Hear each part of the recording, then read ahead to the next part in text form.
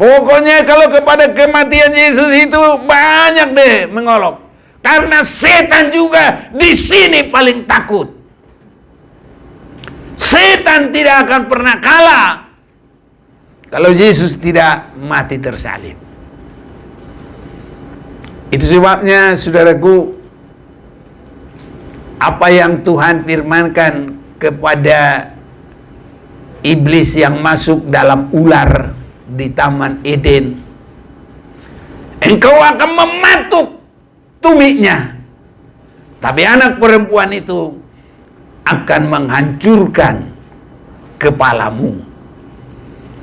Itu kenyataannya nanti adalah dalam kematian, kebangkitan Yesus Kristus. Orang-orang agamawi yang tidak berrohani, justru itu yang menuntut. Salibkan dia, salibkan dia. Mereka tidak mengerti, justru itu penggenapan untuk setan dikalahkan. Kepalanya remuk, tumit Yesus dipakut. Itu menunjukkan Yesus tidak berdiri dalam 3 hari itu, tapi dia tidur dalam kuburan. Karena hari yang ketiga dia bangkit, dan saat itu diproklamirkan, "Hai maut, di mana sengatmu?" Iblis dikalahkan, dosa diselesaikan. Bahkan di dalam Wahyu pasal 1 ayat 18, kunci maut dipegang oleh Yesus.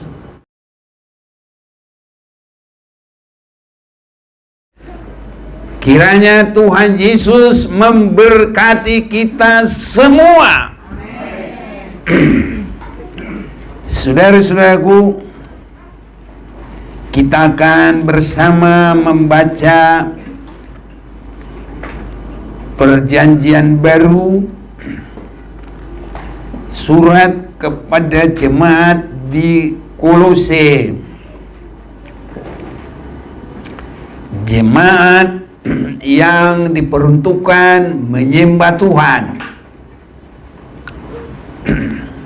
harus mengerti bagaimana keberadaan Yesus Kristus.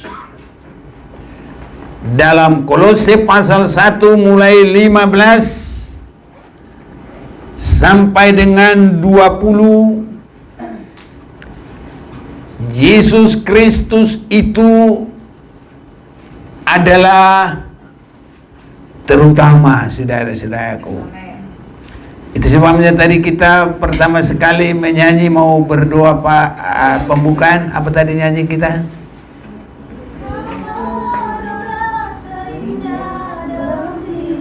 Iya, terus?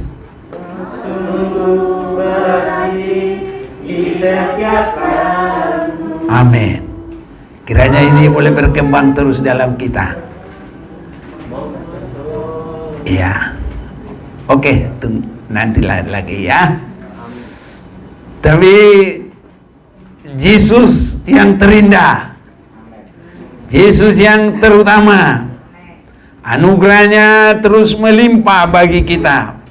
Biar ini terus semakin berkembang, semakin membesar.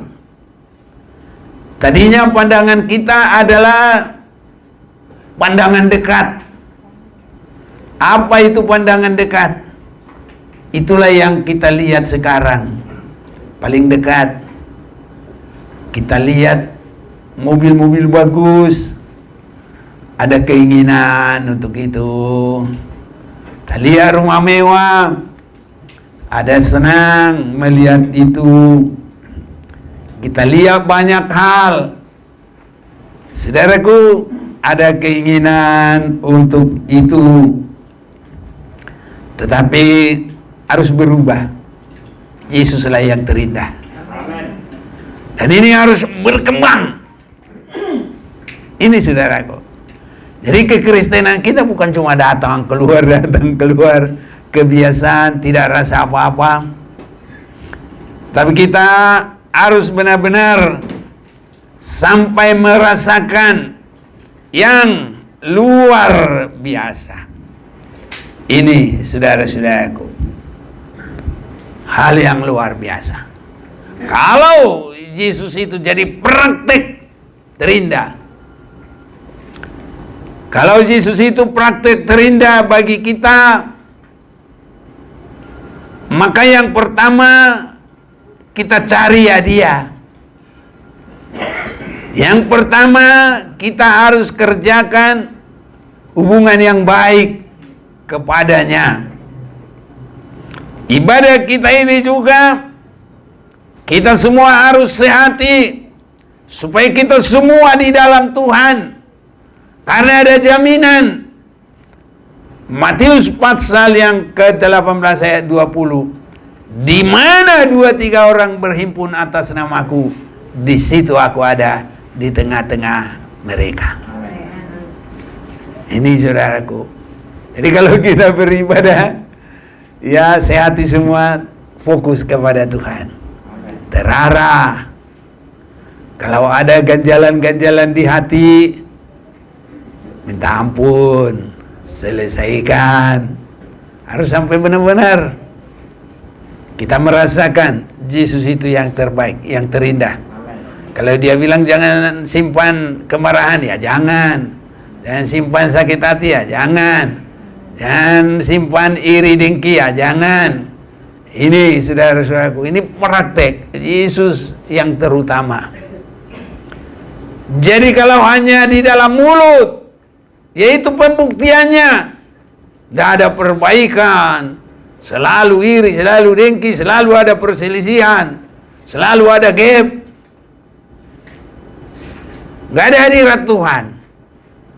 Jadi kalau semua dalam nama Tuhan, oh ibadah kita itu indah. Dan kita juga akan menyanyi, ku ingin tetap di sini menikmati bait-Mu.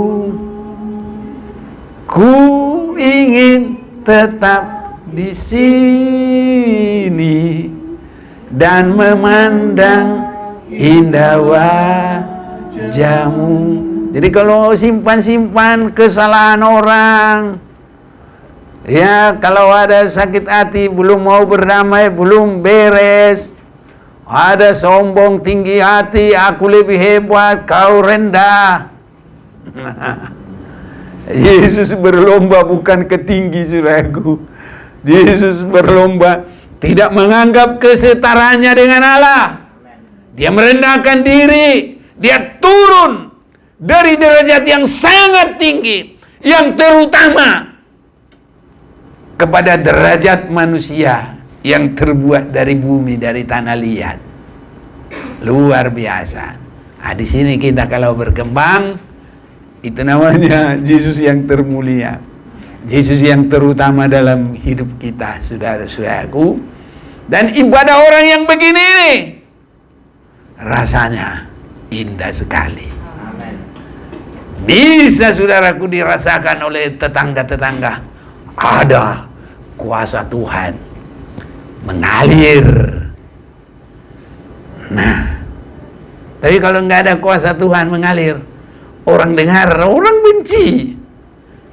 Berisik. Gitu saudaraku. Baru-baru mau datang, dia bilang sakit kuping, berisik.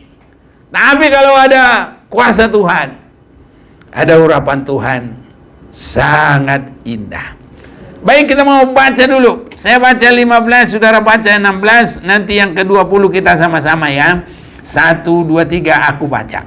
Ya, ia adalah gambar Allah yang tidak kelihatan, yang sulung, lebih utama dari segala yang diciptakan.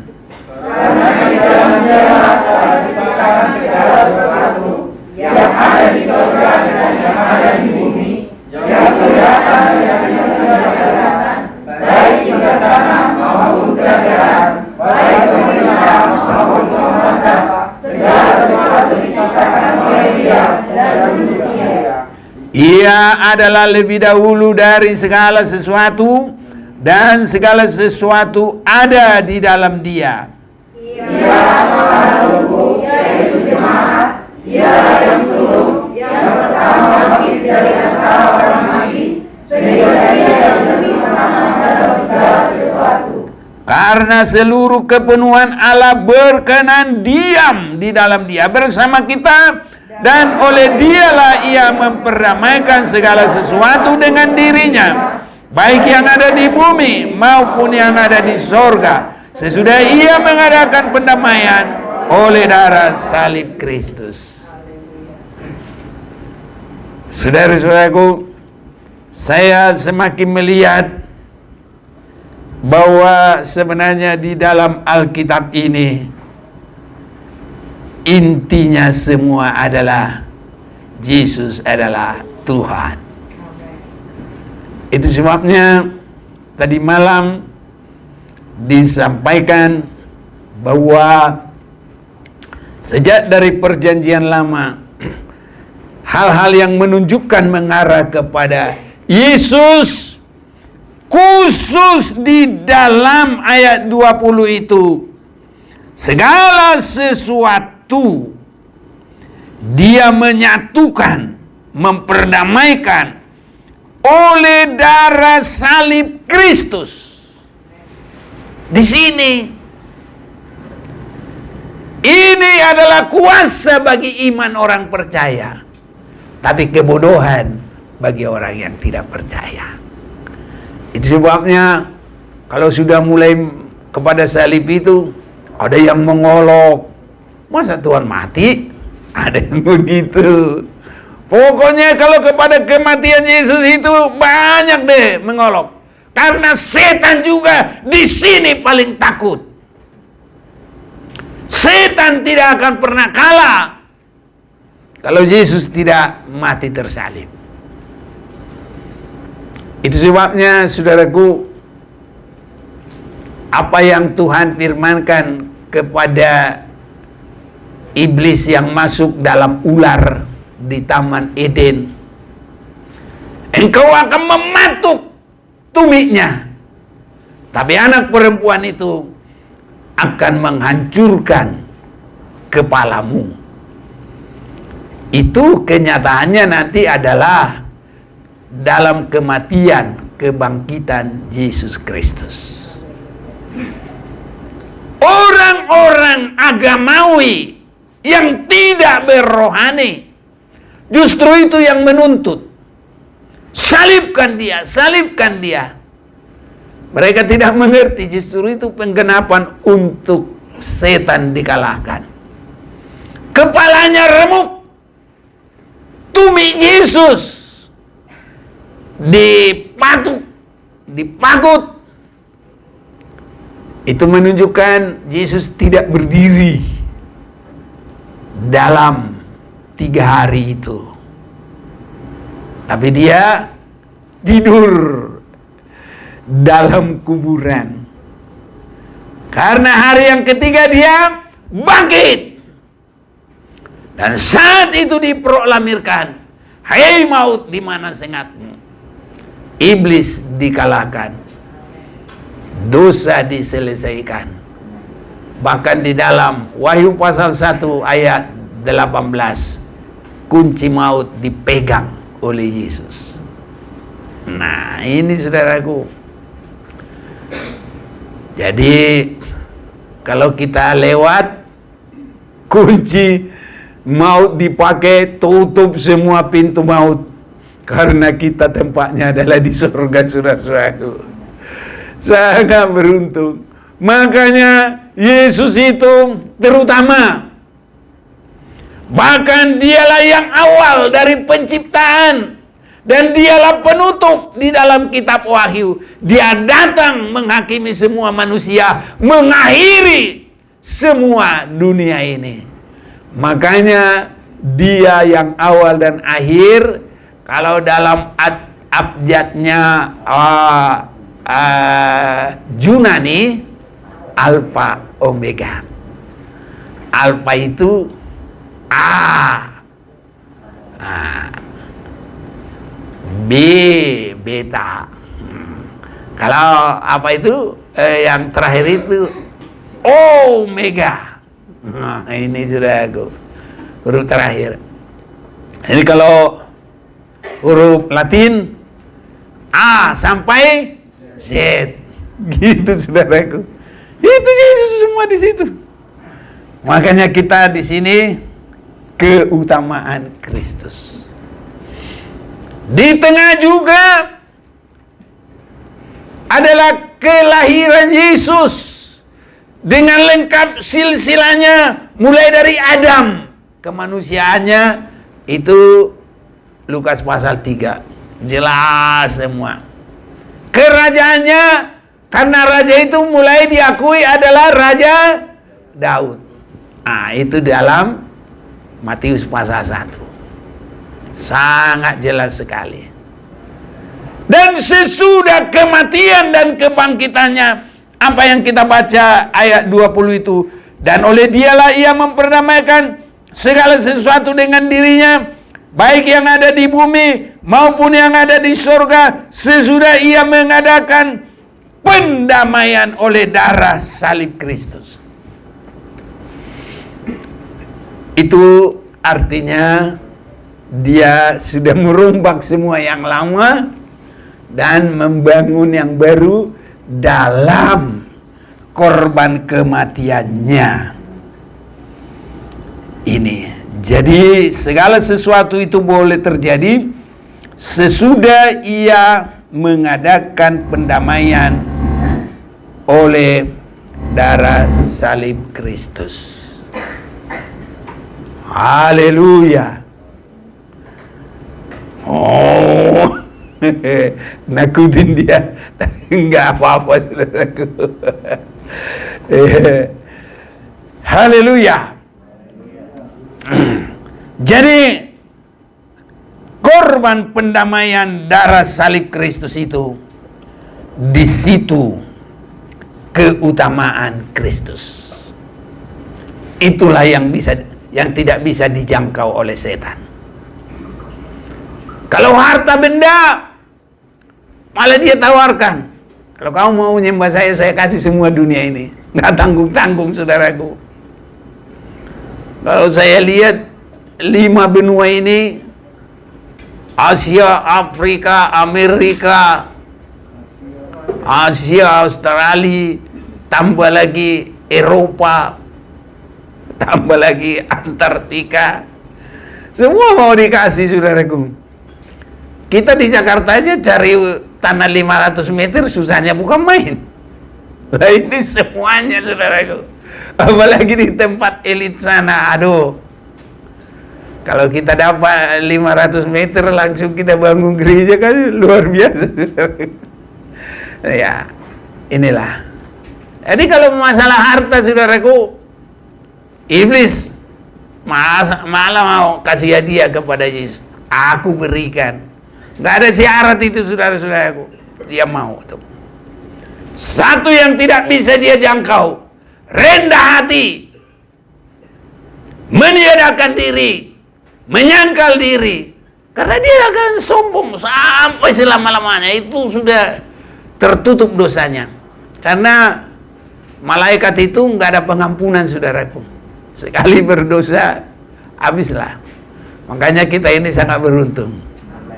Manusia yang masih hidup ini. Kita juga kalau sudah mati, manusia kalau sudah mati, kalau yang mati dalam dosa, tidak ada ampun selama-lamanya. Tapi banyak orang saudara-saudaraku menghibur dirinya tanpa dia tahu masih bisa dipindah katanya dari neraka ke surga.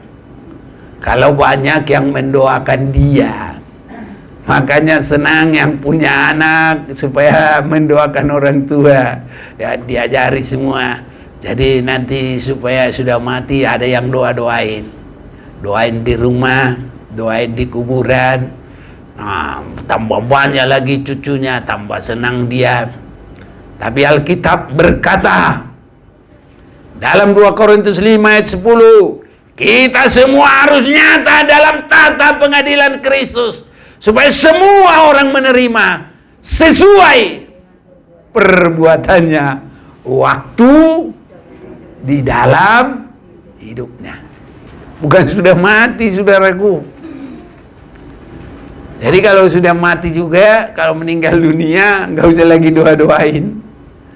Terus berdoa di tempat orang meninggal itu bagaimana? Doain aja yang ini, saudara-saudaranya yang tinggal, supaya dihibur, supaya dikuatkan, supaya jangan putus asa, supaya jangan menderita, ya. Ini saudaraku yang didoakan. Kalau orang yang meninggal itu didoa-doain, tidak ada artinya. Ada yang mau baca dulu 2 Korintus 5:10 biar jelas. 2 Korintus 5 ayat 10. Sebab kita semua harus menghadap takhta pengadilan Kristus, supaya setiap orang memperoleh apa yang patut diterimanya sesuai dengan yang dilakukannya dalam hidupnya ini, baik ataupun jahat. Ya.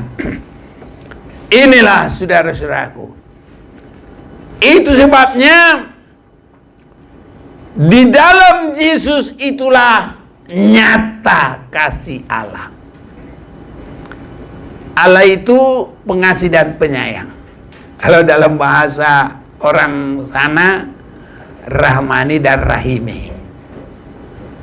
Nah, tapi ini baru nyata.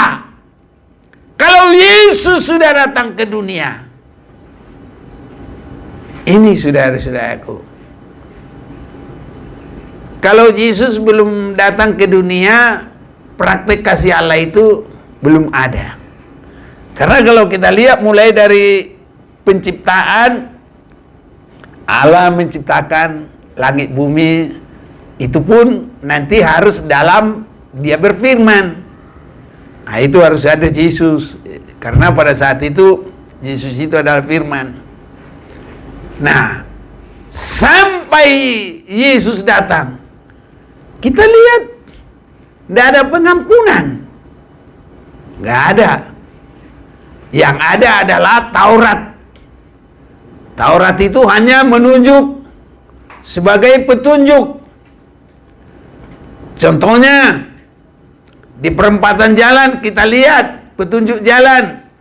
Ini umpamanya ke Mampang perapatan. Tapi kalau sudah ditunjukkan di situ, mau keliru kita nanti di Mangga Besar, nggak bakal diliatin lagi.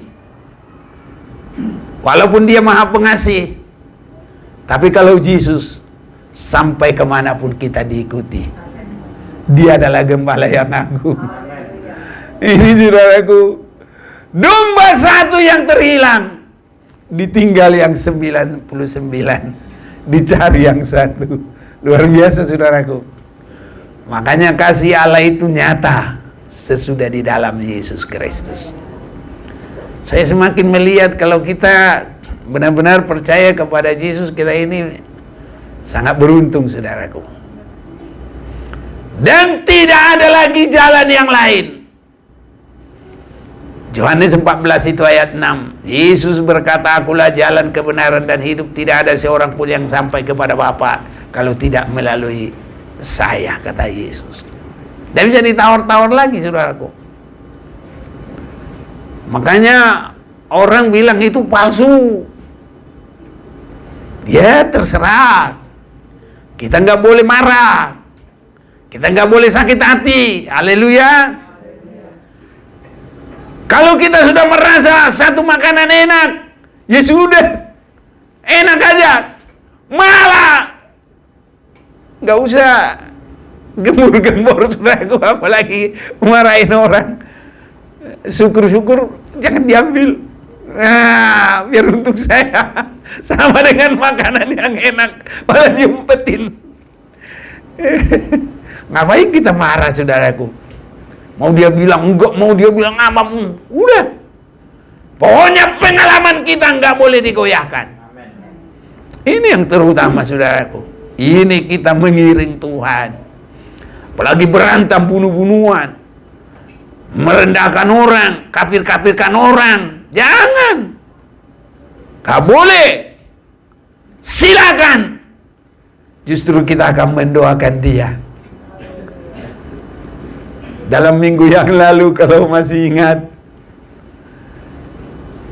Nabi Elisa menghadapi kepungan dari Raja Aram. Dengan kuasa Tuhan, orang yang mengepung jadi terkepung. Karena ada mujizat Tuhan, karena ada kuasa Tuhan. Saudaraku, itu sebabnya berserah kepada segala kehendak Tuhan, biar kita mengalami kuasa Tuhan. Dan kalau sudah nyata kuasa Tuhan, pengalaman ini, mereka bertanya, apakah kami akan bunuh dia karena dia musuh? Maukah kamu membunuh orang yang sudah tidak berdaya? Nah, jangan. Justru hidangkanlah makanan, hidangkanlah minuman. Amin, saudaraku. Kita harus memiliki hatinya Yesus. Nggak boleh balas.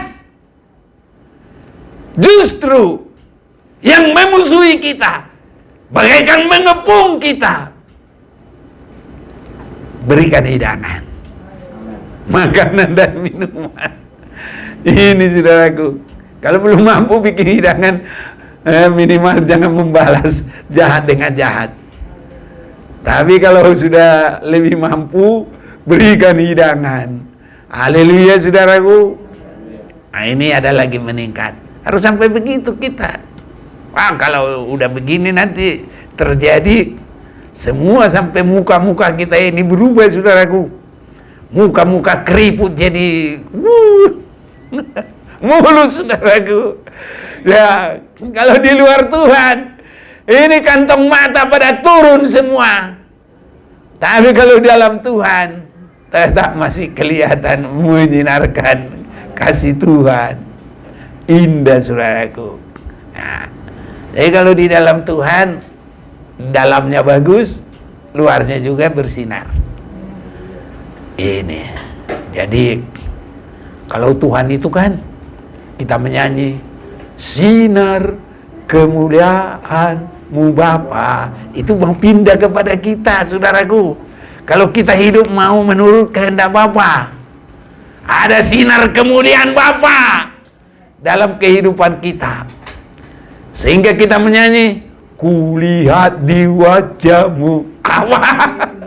Kemuliaan Tuhan Raja. Aku kasih Kau dengan kasih Tuhan. Ku cinta keluarga Tuhan.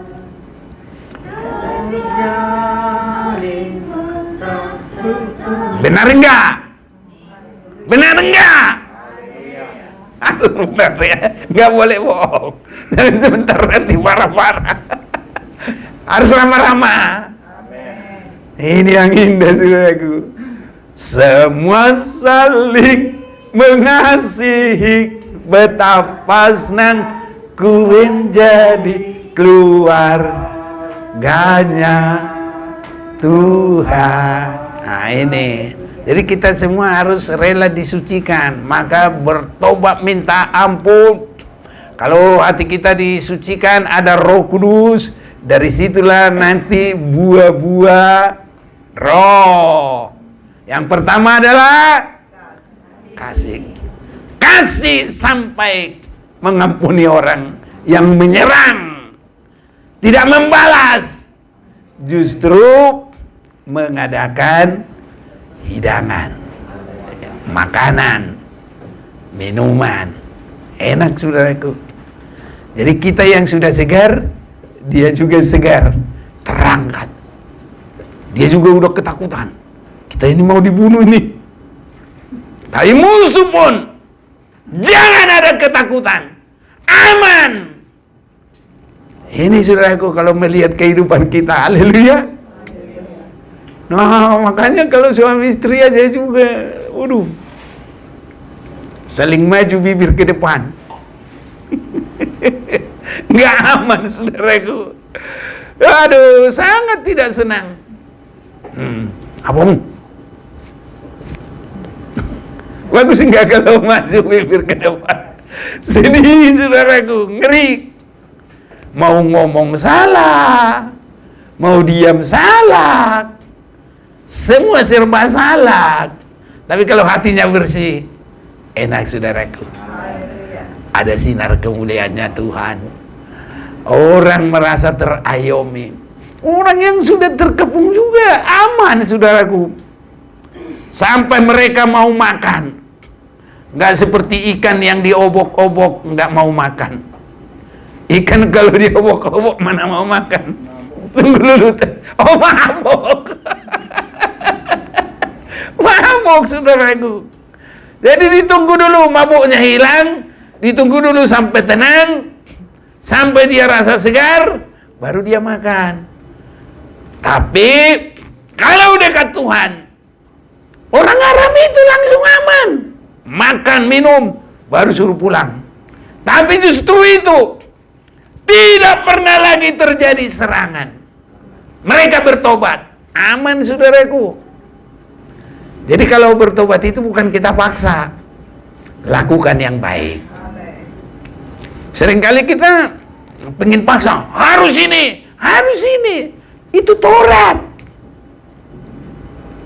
Orang karena Taurat tidak bertobat. Harus begini, harus begini. Itu peraturan. Nggak bertobat. Tapi kalau kita tunjukkan kasih, bertobat orang. Haleluya saudaraku. Biar ini jalan kita. Mengikut jalannya Tuhan kita, Yesus Kristus. Ini saudaraku, makanya dalam ayat yang ke-20 itu, segala sesuatu, baik yang di surga, baik yang di bumi, Ia mengadakan perdamaian oleh darah salib Kristus. Jadi pengorbanan dan kasih. Apa yang kita korbankan? Kebenaran kita, akunya kita, rasa hebatnya kita.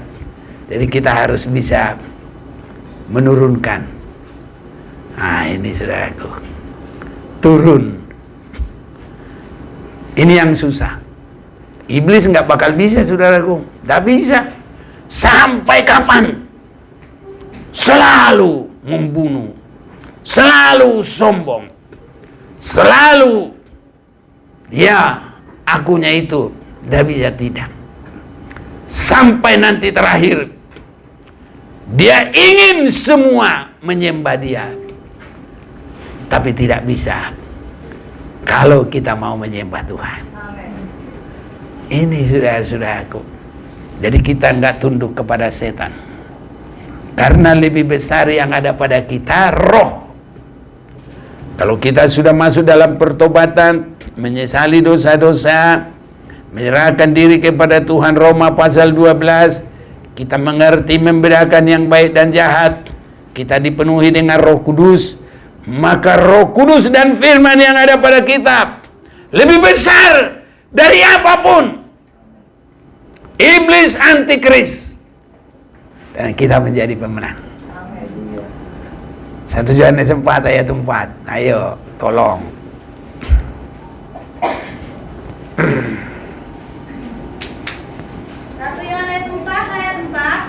Kamu berasal dari Allah, anak-anakku, dan kamu telah mengalahkan nabi-nabi palsu itu, sebab roh yang ada di dalam kamu lebih besar daripada roh yang ada di dalam dunia. Amin. Kapan kita anak-anak Allah? Yuk, siapa tahu. Sewaktu kita lahir baru. Makanya lahir baru semua. Bagaimana lahir baru? Sadar akan dosa, mau meninggalkan, menyesali, berbalik dari situ, dan datang kepada Tuhan dalam kebenaran. Dengar firman, beribadah yang baik. Kita anak Tuhan, kita sudah dari Allah. Kalau kita dipenuhi dengan Roh Kudus, kita menjadi rumah Allah. 1 Korintus 3:16. Ayo kita baca lagi.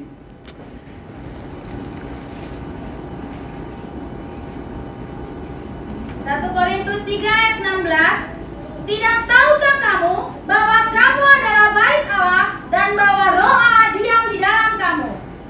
Amin. Jadi bukan hanya anak Allah lagi, rumah Allah. Allah senang di dalam kita, saudaraku. Sama dengan kita punya rumah. Jangan pikir dulu kalau rumahnya 2, 3, 4, 5 1. Tiap malam enggak pulang enggak ke rumah? Pulang dong. Iya, disitulah semua tidur, makan, semua kamu gitu. Tiap hari. Jadi kalau kita rumah Allah, senantiasa ada Allah dalam hidup kita. Ini yang sangat bagus. Kalau Allah di pihak kita, siapa musuh kita? Lebih besar yang ada dalam kita daripada semua perkara dunia ini. Ngapain takut, saudara-saudaraku? Ya, ngapain takut? Jangan takut. Ya, kalau sudah segitu-gitunya, ya sudah. Nah, kita harus bisa menyanyi. Aku tidak khawatir, aku tidak takut. Burung di udara dia pelihara. Aku tidak khawatir. Bunga di padang dia. Aku tidak. Apa yang ku makan minum pakai. Aku tidak khawatir. Bapa di surga memelihara. Amin, saudaraku. Itu. Cuma kalau kita nggak lahir baru, ya tetap aja. Karena yang ada nanti pemikiran kita terus, pemikiran kita. Nanti kalau habis uangku ini, aku makan apa ya? Ya gitu-gitu, saudara. Ya, apalagi ada lagi persoalan. Ada lagi penyakit. Wih, kalau ada penyakit udah dah nyerah. Tapi kalau kita dalam Tuhan, teguh dalam Tuhan, berakar dalam Tuhan, dibangun di dalam Tuhan, jangan khawatir. Tuhan yang pelihara. Tuhan menjamin rumahnya. Ya sama dengan kita, pulang-pulang ke rumah, dibersihin, diatur. Kalau bocor dibetulin. Kalau udah kotor dicat. Dipelihara, saudaraku. Ya, jadi kita yakin Allah Bapa memelihara kita. Harus ini terjadi. Jadi Yesus yang terutama, Dia adalah gambar Allah yang tidak kelihatan. Ini saudaraku, kalau Dia gambar Allah yang tidak kelihatan itu, jadi Dia menyatakan Allah itu persis karena Dia adalah Allah itu sendiri. Kalau diperhatikan, saudaraku, juga YouTube kita, Yesus itu nama dari sorga, dari Allah. Dititip. Kepada siapa dititip? Malaikat. Malaikat bilang kepada Maria dan Yusuf, namanya harus Yesus. Itu pemberian dari sorga. Dalam Yohanes 17 ayat 11 sampai dengan 12, namamu yang engkau berikan kepadaku. Jadi Yesus itu adalah pemberian dari Bapa. Dititipkan kepada malaikat, malaikat bilang kepada Maria dan Yusuf. Makanya namanya Yesus. Yesus itu nama Allah itu. Nah, makanya Dia adalah gambar dan rupa Allah. Haleluya, saudaraku. Kita harus semakin mengerti dan sampai nyata kuasanya dalam kita. Tapi kalau enggak ada perubahan, ya memang kalau mempertahankan akunya, dosanya, egonya, enggak bisa.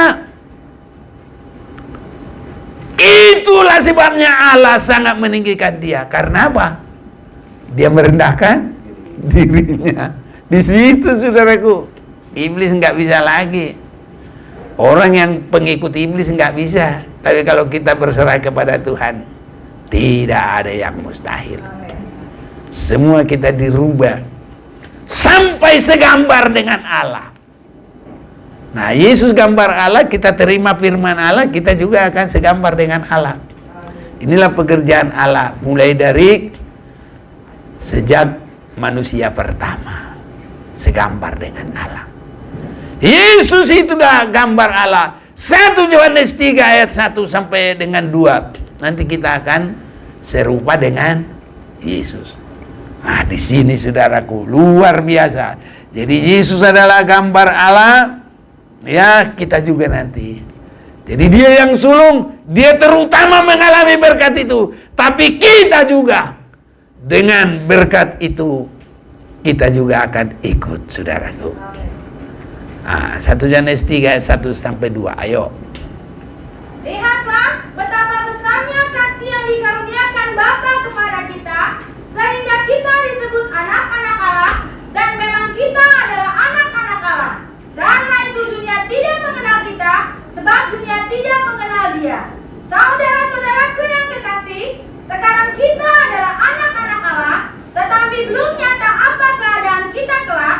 Akan tetapi kita tahu bahwa apabila Kristus menyatakan dirinya, kita akan menjadi sama seperti Dia, sebab kita akan melihat Dia dalam keadaannya yang sebenarnya. Amin. Jadi Bapa itu gambarnya itu adalah Yesus. Yesus itu gambar Allah. Nanti kita juga akan sama seperti Yesus. Itu tadi 1 Yohanes 3 ayat 2 itu. Jadi berurutan. Bapa, Yesus, dan umat-umatnya. Haleluya, saudaraku. Nah, luar biasa rencana Allah. Kalau sudah mengerti ini, tapi saudaraku harus begitu. Ramah terhadap firman. Jangan simpan sampah dalam hati. Apa sampah? Sakit hati, dengki, iri, keduniawian. Jangan simpan itu. Yang ada dalam hati kita adalah firman Tuhan.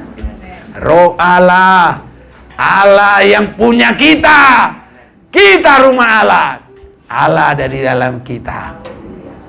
Kalau ini terjadi, diperbaiki, direhab. Sampai kita segambar dengan Allah melalui Yesus Kristus. Itu yang Tuhan perbuat. Makanya karya Allah itu mulai dari penciptaan segala sesuatu sampai penciptaan manusia yang segambar dengan Allah. Ini sangat luar biasa, saudaraku. Berkat ini semua punya kita. Tidak ada yang tidak. Kalau mau, saudara mau? Amin. Mudah-mudi mau enggak?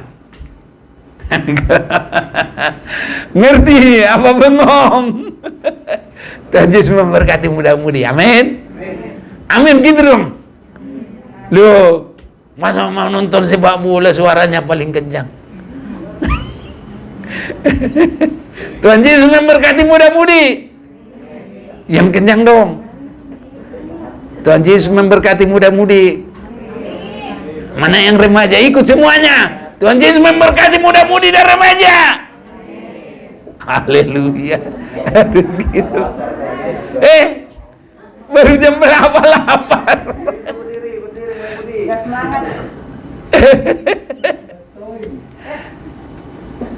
Suruh berdiri. Ayo, diri. Ayo, udah berdiri. Diri, nggak apa-apa. Ayo, 1, 2, 3. Ayo, siap. Loh, 1. Wah, Tuhan Yesus memberkati. Wah, aduh, Tuhan Yesus mantap ini. Udah ganteng-ganteng, cantik-cantik. Harus lebih di dalam Tuhan. Tuhan Yesus memberkati. Oke. Mana Novita? Ada di luar kali. Oke, enggak apa-apa. Ya. Jadi kita harus sampai dirubah. Jadi perubahan. Jokowi juga bikin negara ini harus ada perubahan. Apalagi kita dalam Tuhan. Ya. Hari-hari dibaharui. 2 Korintus 4 ayat 16. Ayo kita baca dulu. 2 Korintus 4 ayat 16. Jangan tawar hati juga waktu menghadapi maut. Sebab itu kami tidak tawar hati, tetapi meskipun manusia lahiriah kami semakin merosot, namun manusia batiniah kami dibaharui dari sehari ke sehari. Ini sudah cukup. Ini harus semakin terjadi bagi kita untuk kita bisa mengikuti gambar Allah. Dan kalau Yesus disebut yang sulung, ia yang pertama mengalami naik ke surga. Sesudah dia datang ke dunia ini, dia yang pertama. Baru kita nanti menyusul. Indah saudaraku. Dan bukan satu omongan-omongan, tapi harus jadi kenyataan. Karena kita bisa mengalami, mulai menerima dia ada sukacita. Ini. Kalau kita mau meninggalkan kehidupan lama kita, yang belum dibaptis. Supaya mengalami mujizat Tuhan. Haleluya. Ini. Jadi jangan kalau jenjangnya itu ikuti terus. Supaya hari-hari dibarui. Habis itu terus dipenuhi dengan Roh Kudus. Seperti Yesus begitu keluar dari air, apa? Langit terbuka dan turunlah seperti amin. Semua nih alami dong, meningkat dong. Jangan khawatir. Mudah-mudi takut enggak? Enggak. Enggak dong. Haleluya. Bilang dulu, mudah-mudahan cari temannya. Enggak dong.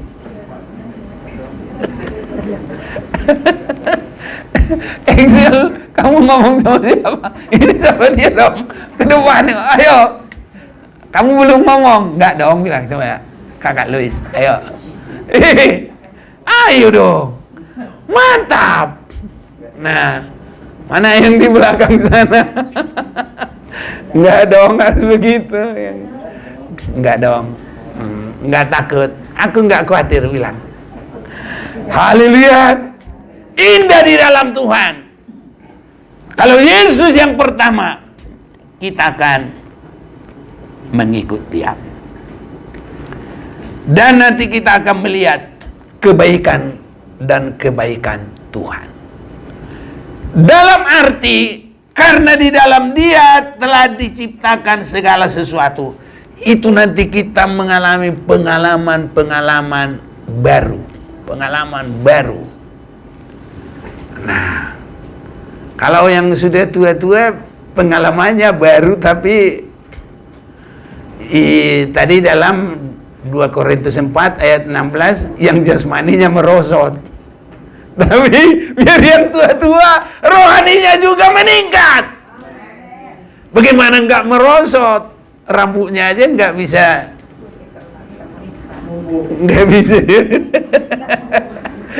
dirubah. Kalau sudah putih, ya putihlah. Mau apa lagi? Kalau udah di atas 75, dengkul juga bisa cekot-cekot. Mau apa? Tapi rohaninya dibaharui dari sehari ke sehari. Nggak boleh dibantah, harus. Karena apa? Yang jasmani ini sudah semakin rusak, nanti kita tinggal. Yang rohani naik ke surga. Haleluya. Jadi suara kita ini naik juga loh ke surga. Makanya kalau dengar nanti suara serak-serak di surga, Suaranya ikut naik loh. Lazarus bersuara. Orang yang masuk di alam maut bersuara. Bapak Abraham. Jadi suara kita ini nggak hilang ini. Ya kalau suara serak-serak ya tetap serak-serak juga. Saudaraku. Makanya berbahagialah kalau suaranya bagus. Tapi suaranya serak-serak juga berbahagialah karena boleh masuk surga. Semua kita berbahagia. Haleluya. Iya, saudara-saudaraku. Karena di dalam Dialah telah diciptakan segala sesuatu. Nah ini. Jadi ada perkembangan kita hari demi hari. Dan yang jelas, yang kita rindukan adalah perkembangan dari kasih Yesus Kristus. Ini saudara-saudaraku. Saya sejak saya percaya kepada Tuhan, luar biasa saya rasakan kebaikan-kebaikan daripada Tuhan. Sampai saat ini. Dulu saya jadi pengerja namanya untuk sekolah pendeta. Nah, saya disuruh piara babi setia, ngangkat kotoran babi setia. Saya kerja sawah 1/2 hektar setia. Iya. Habis itu dikirim. Ongkos saya dikasih pas-pas sampai di Solo habis. Mau kemana mau minta? Bapak saya sudah meninggal. Mama saya di kampung. Mau minta apa? Saya pulangnya nanti sudah punya istri, sudah punya anak 1 baru pulang. Lama. Nggak minta. Tapi saya rasa Tuhan itu baik. Semua beres, saudaraku. Saya biaya itu boro-boro diingat lagi. Kalau untuk biaya susah, saudaraku. Ya, nggak ada lagi. Jadi kalau sudah selesai sekolah kirim saya ke Lumajang, Jawa Timur. Dari mana ongkos saya? Kalau anak-anak sekarang ini, Pak, minta duit. Saya mau Pak ke siapa? Tapi Tuhan juga sampai saat ini buktinya saya ada di sini. Ada saja, saudaraku. Ya, saya sampai juga ke sana. Belum pernah ke situ. Tapi itulah, saudara-saudaraku. Uang nggak bisa minta dari siapa-siapa. Ya, bilang begini, nanti dari Solo ke Surabaya. Dulu dengan sekarang beda, saudaraku. Sekarang udah, wah, gampang lah, rame. Kalau dulu masih agak susah. Nah, dari Surabaya ke Lumajang lagi. Tapi semuanya Tuhan atur, saudaraku. Dan sampai saat ini, saya rasakan Tuhan baik.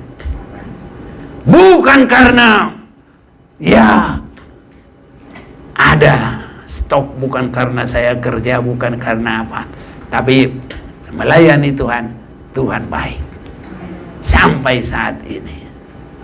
Kadang orang kalau saya cerita udah seperti bingung dia, kadang dia pikir nggak masuk akal. Ya memang itulah ceritanya, mau apa? Tuhan baik, Tuhan berkuasa. Ya buktinya memang begitu. Ya, gitu, saudaraku. Dan kalau kita percaya kepada Tuhan, tidak ada yang mustahil. Ada firman Tuhan mengajar kami, tidak boleh, ya harus benar-benar 100% hidup dari Tuhan. Wah, saya bilang sama istri, ayo kita mau ke Sumatera. Pergi. Bukan daerah kaya apa semua, tapi Tuhan pelihara. Gak tahu kayak apa Jakarta, belum ada apa-apa. Saya pindah, anak sudah tambah 3, dari 1 sudah jadi 4. Mau di mana nanti ditaruh, di rumah mana?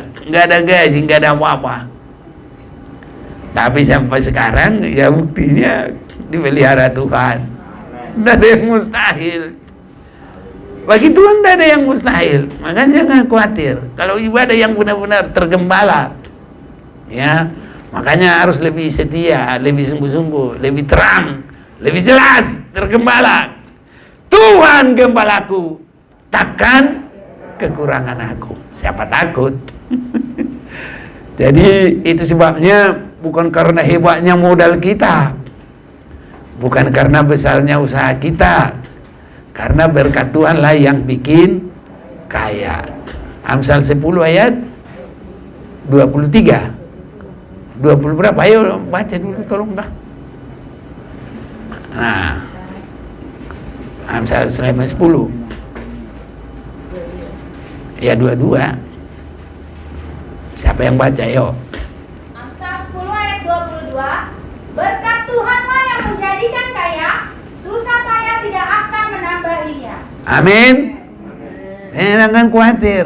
Aduh, ini bengkel udah banyak di situ. Lah, kalau Tuhan memberkati kita, nanti Tuhan yang aduh, itu anakku ke situ semua digituin sama Tuhan. Amin. Dari yang mustahil, berkat Tuhanlah yang bikin kaya.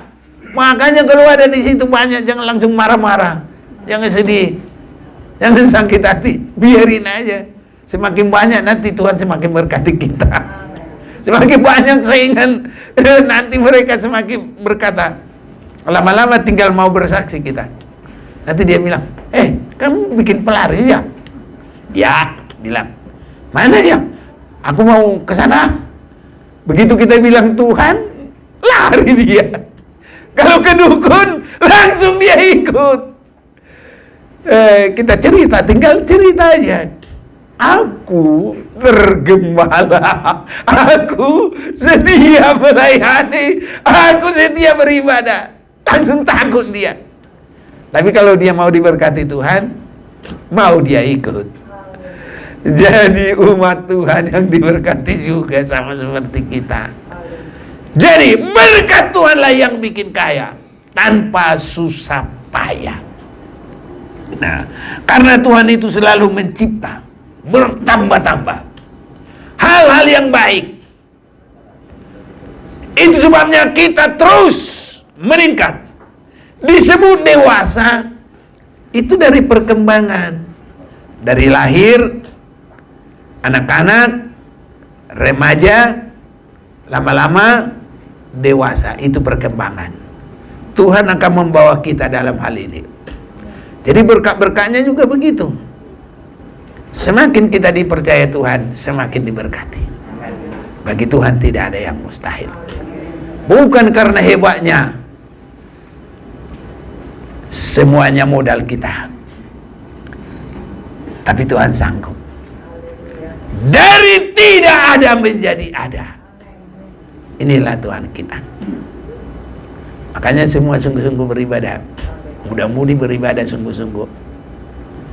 Mau pintar di sekolah, takut akan Tuhan adalah permulaan segala hikmat atau kepintaran.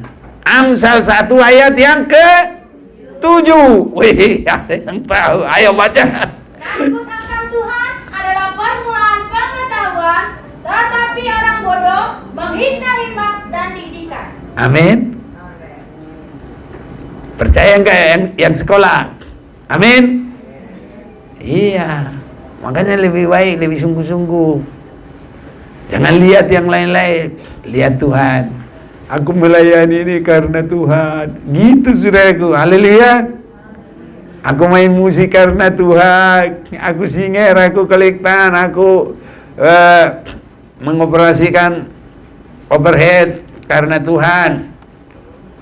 Saya mengangkat-angkat barang dari bawah, bukan karena pendeta Manik. Nggak ada berkahnya, saudaraku. Tapi karena mengasihi Tuhan, berkahnya besar. Kita semakin sungguh-sungguh, saudaraku, kita bertumbuh berkembang kepada gambar Allah, supaya kita menikmati semua berkahnya mulai dalam hidup ini. Satu pengalaman yang pasti, sampai nanti pengalaman pasti kita masuk ke surga kekal selama-lamanya. Dan Yesus memberkati kita. Mari kita mau datang menyembah Dia